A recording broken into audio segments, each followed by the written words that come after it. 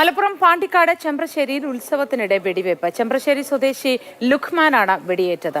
രണ്ട് പ്രദേശത്തെ ആളുകൾ തമ്മിലുള്ള ചേരിപ്പോരാണ് സംഘർഷത്തിൽ കലാശിച്ചത്.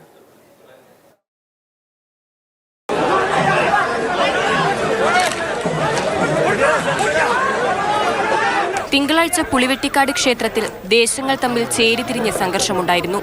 ഇതിന്റെ തുടർച്ചയായാണ് കുടുംബക്ഷേത്രത്തിലെ താലപ്പൊലിക്കിടെ ചീട്ടുകളി സംഘങ്ങൾ തമ്മിൽ കശപിശ തുടങ്ങിയത്. ഇത് സംഘർഷമായി മാറുകയായിരുന്നു. കൊടശ്ശേരിയും ചെമ്പ്രശ്ശേരി ഈസ്റ്റും തമ്മിലായിരുന്നു സംഘർഷം.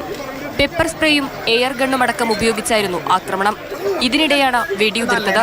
ചെമ്പ്രശ്ശേരി സ്വദേശി ലുഖ്മാന് കഴുത്തിന് വെടിയേറ്റു.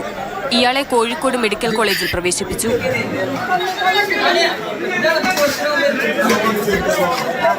കല്ലീറിലും നിരവധി പേർക്ക് പരിക്കുണ്ട്.